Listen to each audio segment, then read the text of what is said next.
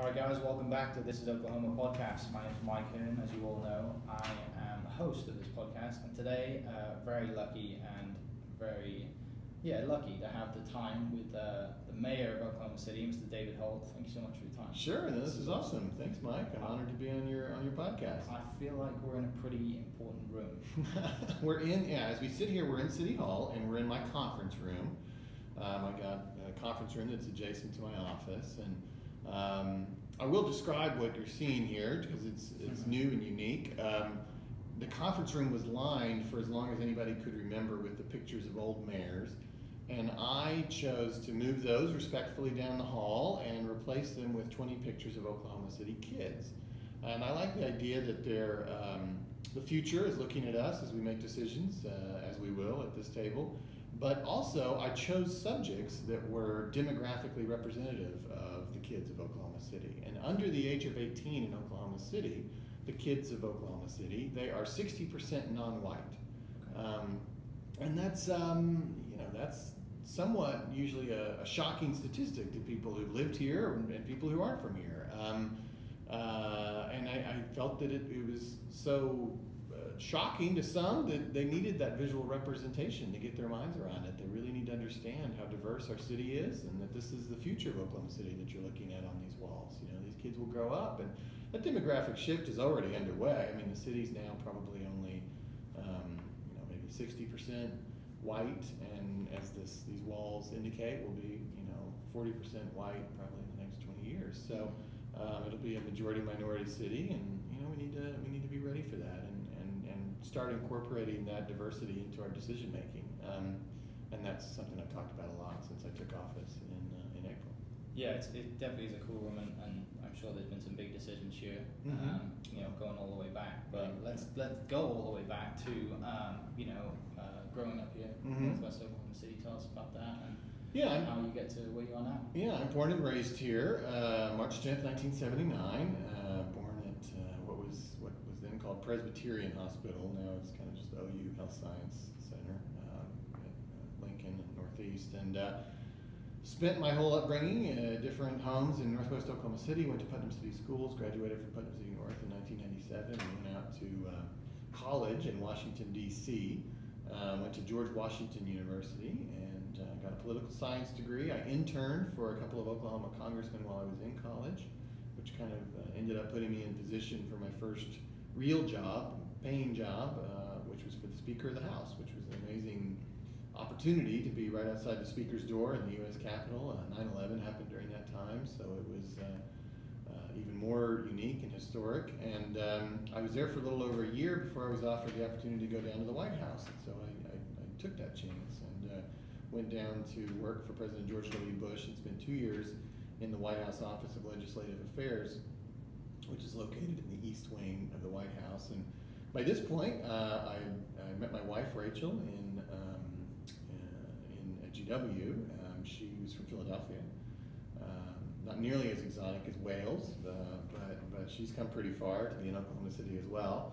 And she and I moved back home in 2004. She went to law school at OU. I ended up doing a couple things, and I kind of came back. I ran what little effort was needed for President Bush's reelection. I worked for then Lieutenant Governor Mary Fallin for a year, but then I landed here at City Hall, and I became Mayor Cornett's Chief of Staff for 5 years at a particularly interesting time. Maps 3, Big League City, the Thunder, all that stuff happened during that time period, and it was a great experience. And I mean, if you're keeping track, by this point in my life, I'm 26 when I started in the mayor's office. I'd worked in the White House, the U.S. Capitol, the state capitol, and now I was at City Hall. And you might think I was working my way down, but I felt that it had been the most rewarding and really my most impactful and my favorite job that I'd had was working for the mayor. So nevertheless, you got to try new things. So in 2010, I ran for the state senate and was elected and served 8 years in the Oklahoma Senate. Somewhere in there, I'd gone to law school. I went to OCU at night when I was in the mayor's office and got a law degree. I became a licensed attorney soon after being elected to the Senate. 4 years ago, I began working for a family here in town that does private equity and real estate. Because senators and mayors they're full-time jobs, but they're not paid that way. So so you typically have other employment. And then in 2017, Mayor Cornett announced he was not going to run for re-election, and I decided that was what I would like to do. So I ran for mayor and was elected in February of this year, and took office on April 10th, 2018. And it's been about 6 months as we, in fact, we're coming right up on this, a week shy of the 6-month anniversary, and it's been great. I love it. It's a great time in Oklahoma City's history. I really tried to bring, a new generation of leadership with me, and new thoughts and ideas. I mean, we have every reason to continue a lot of the things that we've done over the last 20 years because we are on a good run. But at the same time, to use a football analogy, you don't go in and prevent defense, right? When you get a big lead, you keep trying new things. I think you keep doing what got you there, and in our case, it was being innovative, and so I'm trying to make change at an appropriate pace for our city. I'm the youngest mayor in 100 years. I'm the youngest mayor of a city over 500,000 currently in the United States. So I do represent a generational shift. That doesn't mean that you throw everything out, because as I said, we've been on a good run. But there are things we can evolve, and I also think there's some things maybe we haven't done so well at all that we need to rethink, like public education or incorporating the diversity of our city into our decision-making process. So I've also, as much as I've bragged on the things that we've done well, I've also talked about the things we need to work on. So Rachel, my wife, is now the Chief Operating Officer of the Office of Juvenile Affairs. That's a 650-employee state agency, deals with juvenile delinquents. And then our kids, George and Maggie, are in Oklahoma City public schools. And life is good. Mm-hmm. So there you go. There's the life story in about 3 minutes. Yeah, we're done, guys. See you later. Oh, that's awesome. I mean, coming out of college and, like I said, going and being in Washington, and some of my friends from back home are going to give me some crap for saying this, but being in pretty much the most powerful city in the world, with all the political stuff that's going on, and the White House and everything like that. As much as Brits hate to say that, it's true. Right. How was that experience going on, and 9/11 and stuff like that?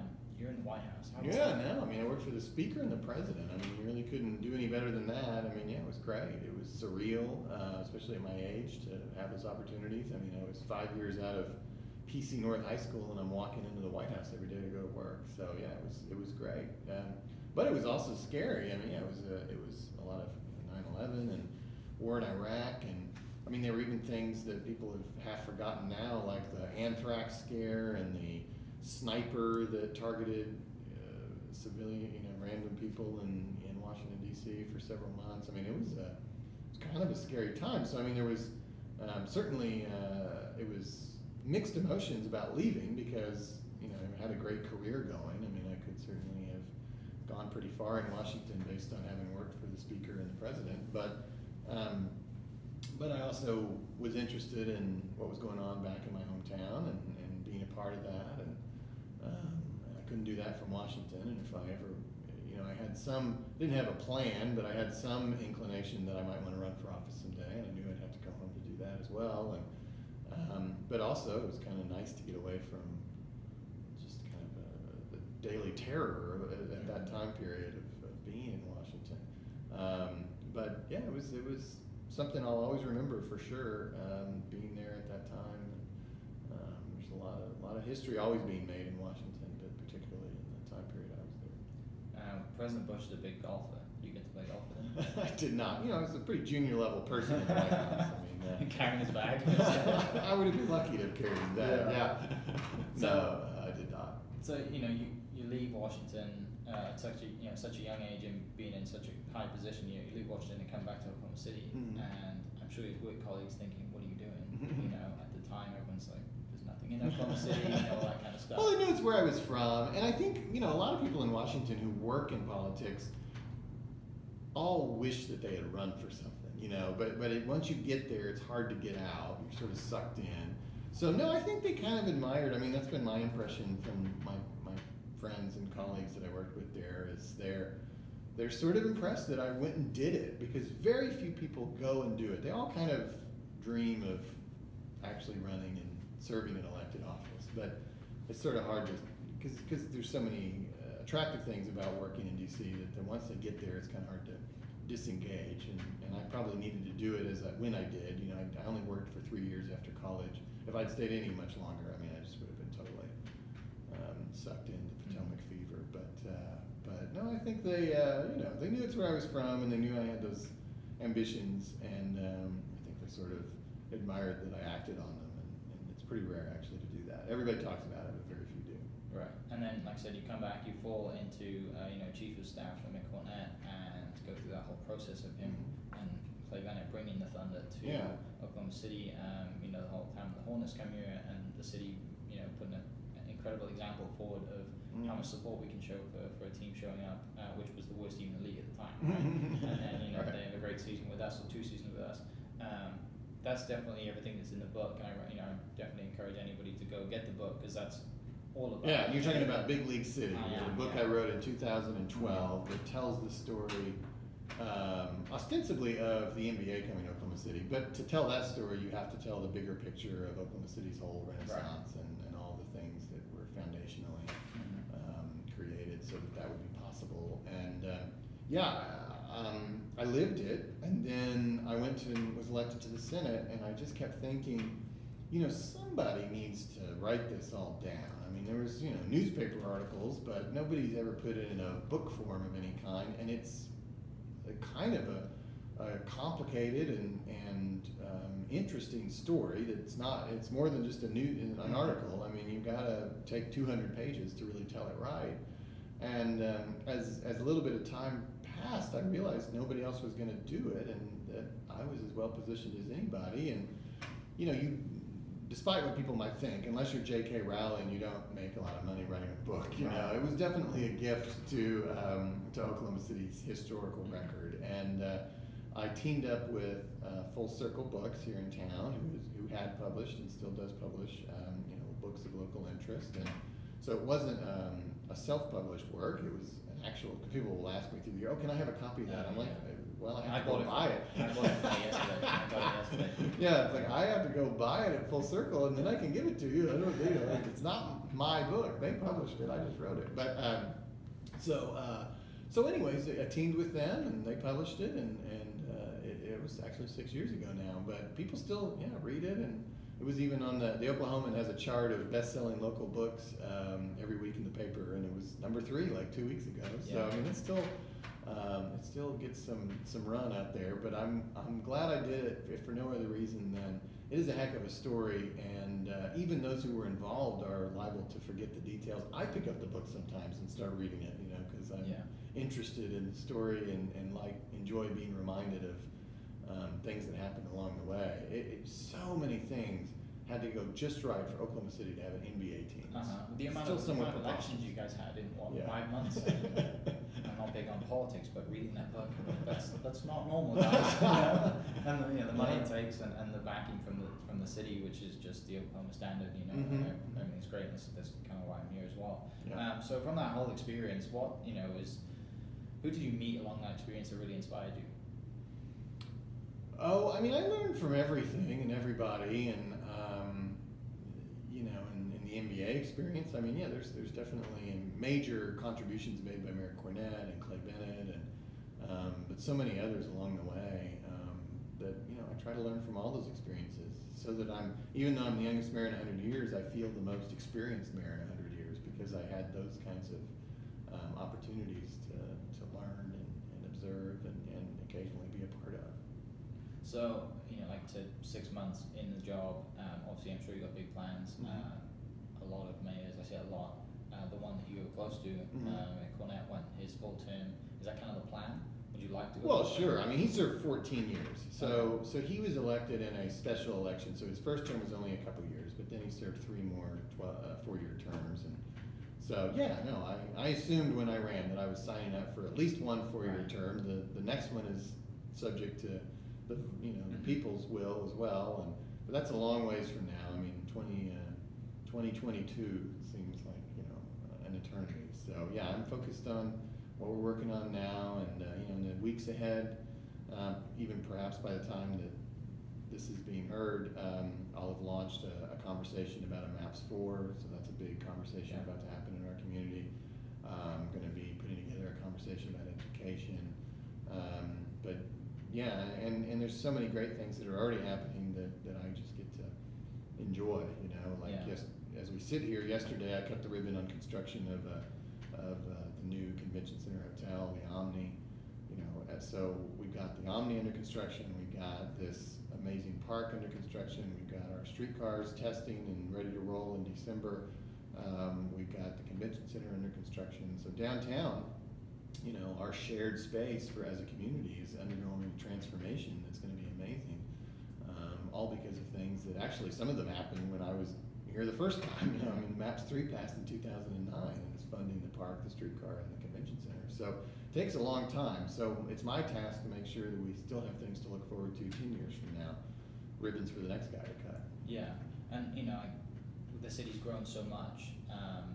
What's some of the growing pains that comes with that? I mean, like everything's, I mean, outside of traffic in downtown and the construction right now, but you know, what's some of the growing pains that goes with, you know, the city growing so fast and for such a long time? Well, there's the physical manifestations of that, as you alluded to, are things like traffic, and we need to stay ahead of that curve and think about, you know, what transit options we can provide, because those take a long time to plan, fund, and implement. But I would also suggest that there's sort of other complications that we need to think about, and that's, as I've alluded to already, the diversity of our city. We're going through a demographic shift. We're a more diverse 650,000 people than we ever were before. And when I say that number, that's the people who live in the city limits. There's 1.3 million in the metro. And you know, as a mayor, you need to set a tone for empathy and integration and making sure that everybody's moving forward together and that we're finding common purpose. And you know, the nation and to some degree our state have kind of collapsed under their divisions and you know, demagogues preying on the things that divide us rather than inspiring us with the things that unite us. And I think it's really important for a mayor to set that tone and pull us in a different direction. And Oklahoma City's recent history has been one of unity and setting aside the things that separate us and working for the common good. And I would like to see us continue that, but I think we have to double down on that philosophy in the face of so much division and you know, kind of I win, you lose mentality coming at us from the national level and maybe to some degree the state level. And some of that negative chatter, I think, has been, what I've heard, has been about kind of like the homeless population growing in Oklahoma City. What's kind of like the plan for that, taking care of them?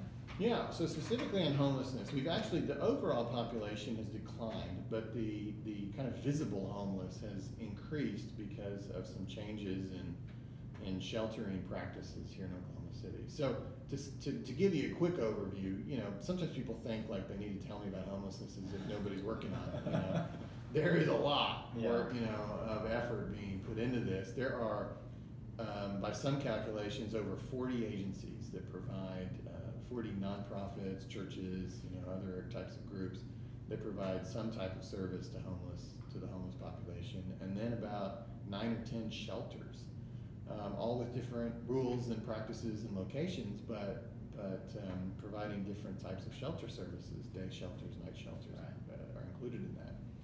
And what we have found in recent times is it appears that the shelters may not be meeting you know, the specific needs, and so the city recently, we have a contract with Homeless Alliance, who operates a day shelter. We recently increased that funding so that the Homeless Alliance could operate 7 days a week, actually provide the day shelter on the weekends. But what we also probably need as a city is more low barrier night shelters. And by low barrier, I mean some you know, shelters require kind of a, you know, certain investment and commitments, you know, from the person, and it's totally appropriate, and of course many of these shelters are privately funded, so it's, you know, entirely within their rights to apply certain conditions.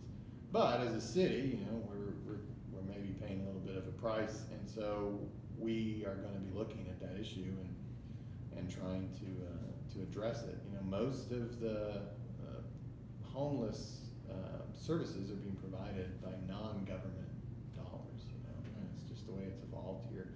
We do very little at at the city level for homelessness, we do provide a contract with Homeless Alliance, but that's measured in the hundreds of thousands, not in the millions. Yeah. We have a $1.5 billion budget. So we're going to be looking at that. It's definitely a rising issue in Oklahoma City. And then, to the increase of, increase the things that are happening around the city, you have the parks and the streetcars. Mixed emotions, just the people I've heard, I'm sure it's great overall, but mixed emotions about the streetcars saying that they're kind of outdated. What do you think about that? And how, I think it's going to make a huge difference with just people not having to drive everywhere downtown. They can jump on, get off, nightlife, whatever it is. What would you say to that? Yeah, well, some of the complaints recently, probably the largest complaint has been the construction, and obviously that passes, right? So and it's almost passed as we sit here, but that was a big hot thing for the 6 months I've been there, is the construction. But it's largely done, and it obviously will be done by the time they start rolling in December of 2018. No, I think for a dense central business district, a streetcar is entirely appropriate, because you can't really drive. It's too close to drive, and it's too far to walk. And yeah, you're not gonna, you're gonna spend. If you wanted to go from Midtown to Bricktown, it's a 3-minute drive, but it's 20 minutes of looking for a parking spot, and it just doesn't make sense. You need a downtown circulator. And even if, pretend it's 10 years from now, and maybe it's more likely that we have autonomous vehicles or something, and parking's not the issue. Again, I don't know that, a fleet of autonomous vehicles downtown is really practical. It's a fairly finite area, So I think this works really well here in meeting the needs of a downtown population. It's a totally different question about rail traffic to Edmond and Norman and Yukon and Choctaw, and those are conversations as a community that we'll have in the years and decades ahead, because they're enormous investments, and they take a lot of planning, and they take decades to implement. But that's a different question, and when you said it, whether it's the most up-to-date idea or not, it's certainly an open question if there really is the possibility of autonomous vehicles kind of changing our world. It kind of seems like from day to day people have totally different views on that, and when you're a policymaker, maybe you just need to let it shake out a little bit, and kind of just see where it's really heading before you make any big investments in either direction. But I think the streetcar will be great. It's all about how you define success. It's not going to pay for itself, but neither do streets, and neither does any transit system in the country. It's going to require subsidy. By that I mean the fare is not going to cover the cost of running it. So how do you define success? I think you define it that it's meeting people's needs and they're using it. And that's a bit of a subjective thing, because I don't know how many people do you need on a streetcar to feel like it's being used. But I think there's a lot of excitement, and I think it will help, and I think it will definitely help the residents, but also what we expect to be a growing visitor community with construction of the convention center and the Omni and all of that. And for visitors, I know a lot of people come now to Oklahoma City, which is great. Our food scene's awesome. We've got some great hotels. The local brewery scene is great. What's one thing you'd say to a visitor coming in before they even set foot in the city? Well, I always say we're going to benefit from your low expectations. That's true. And no, it's almost a guaranteed or your money back that you're going to be blown away, that you're going to come here thinking, that we don't have all those things you just talked about, and when you find that we do, you're going to be impressed, and you're going to think, what's interesting about Oklahoma City, this is the real pitch, I think, to everyone around the world and the country, is you can live in Oklahoma City for a lot less money with a much higher quality of life than you would in the coastal cities of the United States. And you don't, however, and this wouldn't have been true 20 years ago, but today you don't make the same trade-off in your sort of cultural quality of life. Like, you can have great restaurants and a great local beer scene, and you've got some great art, and you've got an NBA team, and you really have everything you need. Is there more of everything in LA and New York? Sure, but you can't really do 8 things a night, right? So there's certainly enough to do here to live a full life. And so I think a lot of people who still hang on to the idea that the coastal cities are so much better than places like Oklahoma City are just doing that to make themselves feel better about their terrible decisions that they make. Because I think in reality, and you're a great example of it, people figured out that, man, I can live in Oklahoma City and have a big house and not spend my whole day in traffic, and it's a great place to raise a family, and I can have all those other fun things that I also enjoy in much larger cities. They're all here too, and it's kind of the best of all worlds. You're right, it really is. And with it's very underestimated. We have the rowing scene that's fantastic with the Olympic rowing, and then the energy being here. Do you see kind of, because I've seen, you go to a lot of energy games with the family. Obviously, there's plans of a new stadium, right? Well, it's the discussion we're about to have as a city. MAPS 4 would probably be the vehicle if we do a new stadium. They are the only USL team that plays in high school, and we're aware of that. And we need to talk about as a community whether we want to, have a better facility, even if just for the USL. But also, do we want to put ourselves in position to have an MLS conversation somewhere down the line? Soccer is the second most popular sport after football amongst millennials. And with the population shifting. And with the Latino population. Yeah, so it's a great investment in our future. It's just a question of whether we want to make it or not. And we'll have that conversation as a community in the year ahead, I think. As well as the parks that are probably in that plan as well. Tulsa opening, the gathering place. Yeah. I haven't been up there yet. Yeah. I heard it's amazing. No, it is. Now, I always get this sense of that, Oklahoma City and Tulsa have this kind of beef or whatever, right? And it is, but it isn't. Do you think that we have to build something that's on par with them, or do you think that we have to build something that really rivals there? Well, okay, two questions there I want to unpack. First is kind of the question of the rivalry.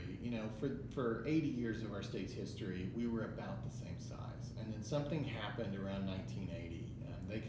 We both went through a really bad 1980s, but we emerged out of it a lot faster. And so this dramatic population disparity happened that hadn't been in the case before.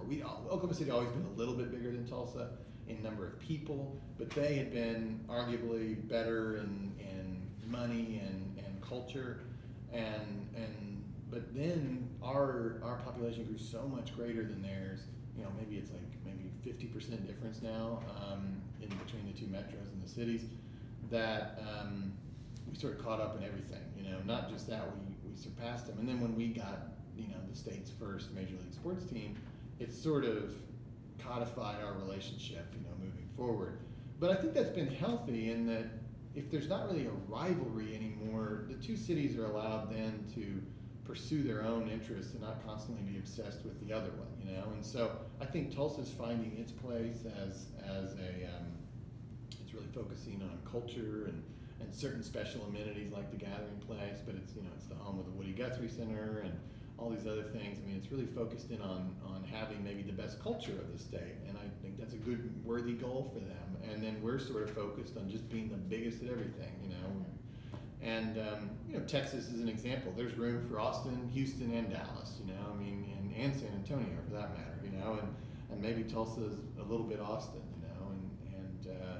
and maybe we're a little bit Houston, and that's okay. I think I want us both to succeed. I'm really close friends with the mayor up there, and it's just really important politically that we be unified, because our biggest enemy sometimes is the legislature at the Capitol, and our two cities need to work together.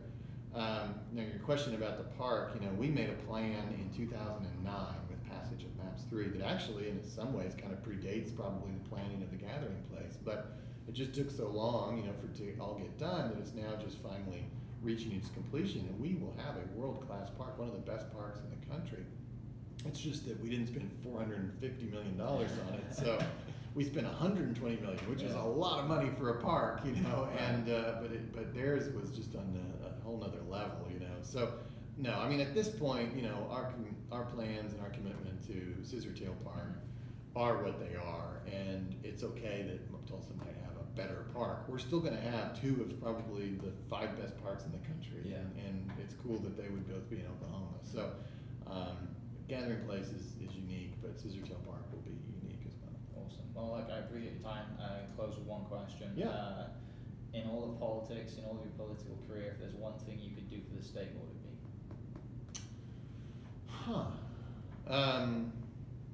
Well, right now, I mean, it's hard not to escape the fact that our education system is not meeting expectations and is probably the thing that presents the greatest challenge to both me and the mayor of Tulsa. You know, things seem to be going pretty well in both cities, but when we try to pitch our cities to the world says, well, what about your education system, you know, which we don't control. The mayors of the cities don't operate the schools.